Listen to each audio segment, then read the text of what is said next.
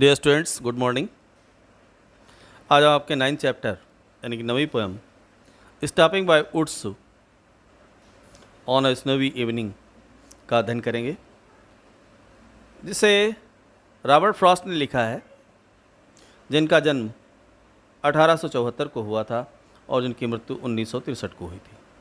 तो Robert Frost एक American कवि हैं, अमेरिका के प्रमुख कवियों में से एक हैं, और उन्होंने लिखा है stopping by woods on a snowy evening. Stopping means ठहरना, बाय वुड्स निकट, बाई करते हैं पर निकट है, वुड्स वन के, जंगल के, ऑन अ स्नोवी इवनिंग जब बर्फ़ गिर रही हो ऐसी संध्या कोई वन के निकट रुकना, उन्होंने लिखा है। और कहते हैं ये कविता भारत के प्रथम प्रधानमंत्री पंडित जवाहरलाल नेहरू को बहुत अधिक प्रिय थी। इसकी अंतिम 4 पंक्तियों को उनके मृत होने के बाद उनकी टेबल पर लिखा हुआ पाया गया। आइए देखते हैं। प्रकृति सभी को प्यारी लगती है, लेकिन प्रकृति में हम इतना न खो जाएं कि अपने कर्तव्यों को भूल जाएं। हमें प्रकृति के साथ साथ अपने कर्तव्यों को भी पूर्ण करना होता है। कवि कहता है, हुज वुड्स, किसका वन, किसके वन, किसके जंगल, दीज आर, ये हैं, आई थिंक, मैं सोचता हूँ, आई नो, मैं जानता हूँ। कवि कहता है ये किसका वन है, मैं सोचता हूँ, मैं विचार करता हूँ, शायद मैं से जानता हूँ। हिज हाउस, उसका घर, is in the village, is है इन द विलेज, गाँव में। दो यद्यप उसका घर कहाँ है, गाँव में है। जिसका ये वन है, जिसका ये जंगल है, वह गांव में उसका मकान है। ही विल नॉट सी, वह नहीं देख पाएगा मुझे। ही विल नॉट सी मी, वो मुझे नहीं देख पाएगा। स्टॉपिंग हियर, स्टॉपिंग मीन्स ठहरा हुआ, हियर यहाँ पर। वह मुझे यहाँ इस वन में ठहरा हुआ नहीं देख पाएगा। वह व्यक्ति अपने गांव से मुझे इस वन में ठहरा हुआ नहीं देख सकता। टू वॉच, देखता हुआ। हिज वुड्स, उसके वन को। फिल अप, जो भरा हुआ है, किससे, विद स्नो, बर्फ से भरा हुआ है। जो बर्फ से भरा हुआ है, ऐसे उसके वन को निहारता हुआ वह अपने घर से हमें नहीं देख पाएगा, क्योंकि उसका घर गांव में बना हुआ है। पहला स्टेंजा। दूसरा स्टेंजा देखें। माई लिटिल हॉर्स, मेरा छोटा सा घोड़ा, मस्ट थिंक, अवश्य सोचता होगा, इट इसे क्विर, क्विर मीन्स होता है स्ट्रेंज, अजीब, विचित्र। तो मेरा छोटा सा घोड़ा इसको सोचता होगा कि बड़ा विचित्र है। तो स्टॉप, मैं ठहरा हुआ हूँ। विदाउट मीन्स बिना, ए फार्म हाउस, ऐसा मकान जो लोग खेतों में बनवाते हैं, फार्म हाउस, नियर, नज़दीक। यहाँ नज़दीक कोई फार्म हाउस भी नहीं है, और मेरा घोड़ा इसे विचित्र मान रहा होगा कि मैं यहाँ पर इस वन में ठहरा हुआ हूँ, इस वन की सुंदरता को निहार रहा हूँ।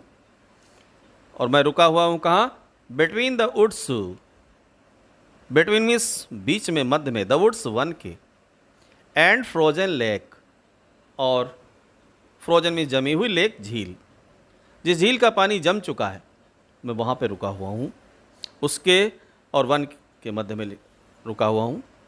द डार्केस्ट इवनिंग, डार्केस्ट सबसे गहरी अंधेरी, इवनिंग शाम है, ऑफ द ईयर, वर्ष की, यह वर्ष की सबसे घनी अंधेरी रात है। अब वो घोड़ा क्या कर रहा है, कहता है ही गिव्स, वो दे रहा है, हिज हार्नेस बेल्स, अपनी घंटियों को, अपनी कर्कश घंटियों की ऐसे झटका दे रहा है जिससे घंटियों की आवाज़ पहुंच रही है पैर तक। तो वह कवि को ऐसा प्रतीत हो रहा है, घोड़ा चल रहा होगा, घास वगैरह तोड़ रहा होगा, तो उसकी गले में जो बंधी हुई घंटियां हैं वो झटके से हिल रही हैं, वो बज रही हैं।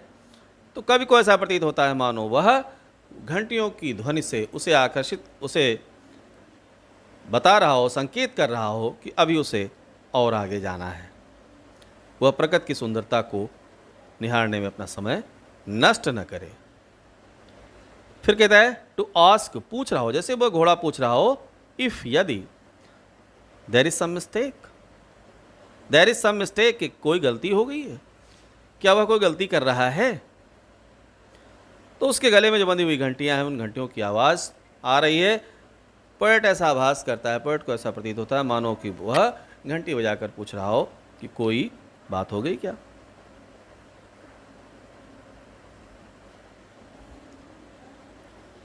द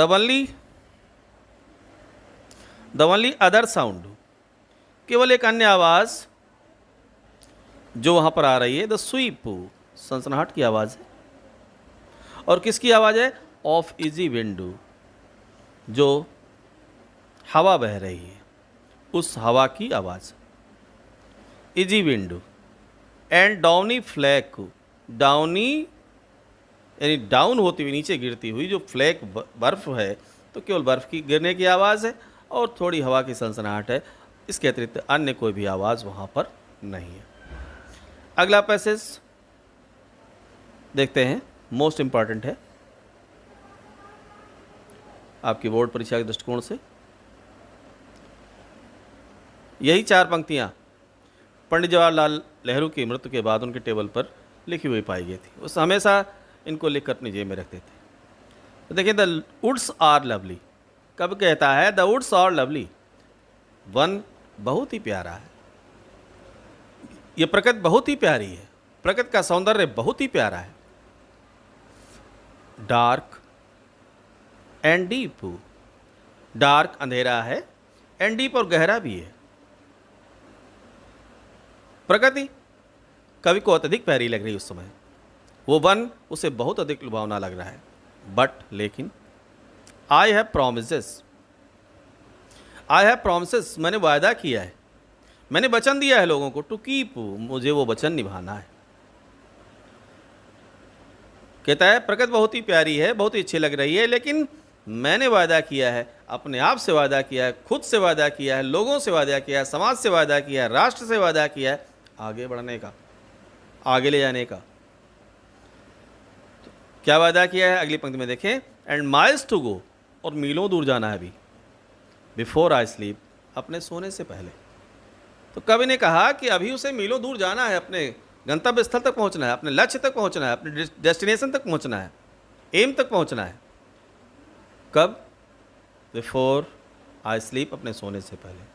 फिर से रिपीट की है पंक्ति देखें, एंड माइल्स टू गो, और मीलों दूर अभी जाना है, अर्थात अनेकों लक्ष्य को भी प्राप्त करना है, अनेकों जो हमने लक्ष्य निर्धारित किए थे उन लक्ष्यों को प्राप्त करना है। बिफोर आई स्लीप, बिफोर पहले, इससे पहले, आई स्लीप, दूसरे स्लीप का अर्थ यहाँ पर डाई से है, मृत्यु से पहले, मरने से पहले अभी बहुत से काम हमें करने हैं, बहुत से लक्ष्य हमें जीवन में प्राप्त करने हैं।